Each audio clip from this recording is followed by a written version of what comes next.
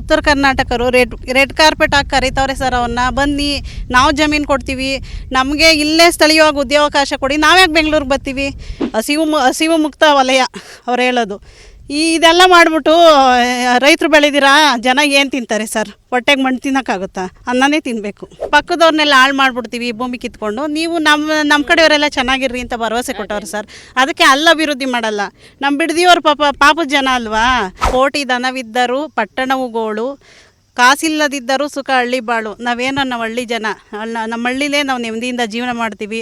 ದಯವಿಟ್ಟು ನಮ್ಮ ಪಾಡಿಗೆ ಬದುಕಾಗಿ ಬಿಟ್ಬಿಡಿ, ನಮ್ಮ ಜಮೀನುಗಳು ಬಿಟ್ಬಿಡಿ ಅಂತ ಕೈ ಮುಗ್ದು ಕೇಳ್ಕೊತೀವಿ ನಿಮ್ಮನ್ನ. ನೋಡಿ ಸರ್, ಇದೇ ನಮ್ಮ ಡಿ ಕೆ ಶಿವಕುಮಾರ್ ಅವರು ಹೇಳಿರೋ ಹಸಿರು ಯುಕ್ತವಾದ ಬಂಜರು ಭೂಮಿ.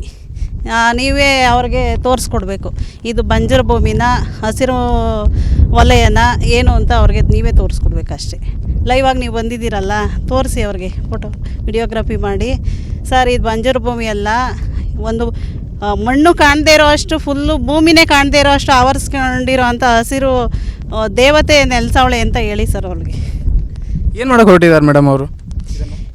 ಸರ್, ಅದೇ ಅವ್ರ ಪ್ರಕಾರ ಅಭಿವೃದ್ಧಿ ಏನಂದರೆ ಮಾಲ್ಗಳು ಮಾಡೋದು, ಫ್ಯಾಕ್ಟ್ರಿಗಳು ಮಾಡೋದು, ಕಾಂಕ್ರೀಟ್ ಕಾರ್ಡ್ ಮಾಡಿ ನಮ್ಮನ್ನೆಲ್ಲ ರೈತರನ್ನೆಲ್ಲ ಹಾಳು ಮಾಡಿ ಕಾರ್ಪೊರೇಟರ್ ಕಂಪ್ನಿಗಳಿಗೆ ನಮ್ಮ ಭೂಮಿನ ಕೊಟ್ಟು ನಮ್ಮನ್ನು ಬೀದಿ ಪಾಲು ಮಾಡೋಕೆ ಹೊರಟವ್ರೆ ಸರ್ ಅಷ್ಟೇ. ಅವರು ಉತ್ತರ ಕರ್ನಾಟಕರು ರೆಡ್ ಕಾರ್ಪೆಟ್ ಹಾಕಿ ಕರೀತವ್ರೆ ಸರ್. ಅವನ್ನ ಬನ್ನಿ, ನಾವು ಜಮೀನು ಕೊಡ್ತೀವಿ, ನಮಗೆ ಇಲ್ಲೇ ಸ್ಥಳೀಯವಾಗಿ ಉದ್ಯೋಗಾವಕಾಶ ಕೊಡಿ, ನಾವ್ಯಾಕೆ ಬೆಂಗಳೂರಿಗೆ ಬರ್ತೀವಿ.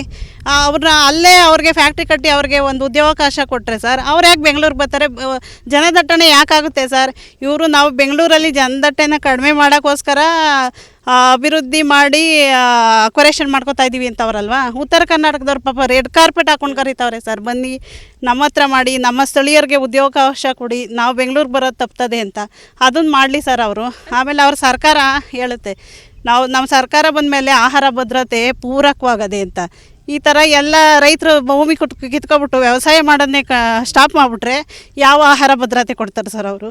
ಹಸಿವು ಮುಕ್ತ ವಲಯ ಅವ್ರು ಹೇಳೋದು. ಇದೆಲ್ಲ ಮಾಡಿಬಿಟ್ಟು ರೈತರು ಬೆಳೆದಿರಾ ಜನ ಏನು ತಿಂತಾರೆ ಸರ್? ಹೊಟ್ಟೆಗೆ ಮಣ್ಣು ತಿನ್ನೋಕ್ಕಾಗುತ್ತಾ? ಅನ್ನನೇ ತಿನ್ನಬೇಕು. ಆಮೇಲೆ ತವರೂರಲ್ಲಿ ಅವರ ಊರಲ್ಲಿ ಯಾಕೆ ಮಾಡಲ್ಲ ಅಂದರೆ, ಆ ಜನಗಳಿಗೆ ಭರವಸೆ ಕೊಟ್ಟವ್ರೆ, ನೀವು ಕಾಯ್ಕೊಂಡಿರಿ, ನಿಮ್ಮ ಜಮೀನಿಗೆ ಒಳ್ಳೆ ಕೋಟಿ ರೂಪಾಯಿ ಒಳ್ಳೆ ಬೆಲೆ ಬರ್ತದೆ. ಯಾಕಂದರೆ ಪಕ್ಕದವ್ರನ್ನೆಲ್ಲ ಹಾಳು ಮಾಡಿಬಿಡ್ತೀವಿ ಭೂಮಿ ಕಿತ್ಕೊಂಡು. ನೀವು ನಮ್ಮ ಕಡೆಯವರೆಲ್ಲ ಚೆನ್ನಾಗಿರ್ರಿ ಅಂತ ಭರವಸೆ ಕೊಟ್ಟವ್ರು ಸರ್. ಅದಕ್ಕೆ ಅಭಿವೃದ್ಧಿ ಮಾಡಲ್ಲ. ನಮ್ಮ ಬಿಡದಿಯವ್ರು ಪಾಪದ ಜನ ಅಲ್ವಾ.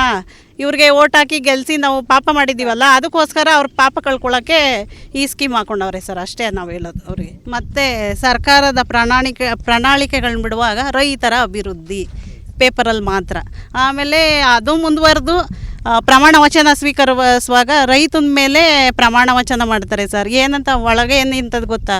ನೀವು ಸರಿಯಾಗಿ ತುಳಿತೀನಿ, ನಾನು ನಿಮ್ಮನ್ನಂತೂ ಉದ್ಧಾರ ಮಾಡಲ್ಲ, ನಿಮ್ಮದೆಲ್ಲ ಕಿತ್ಕೊಂಡು ಪಾತಾಳಕ್ಕೆ ತುಳಿತೀನಿ ಅಂತಲೇ ಅದರ ಅರ್ಥ.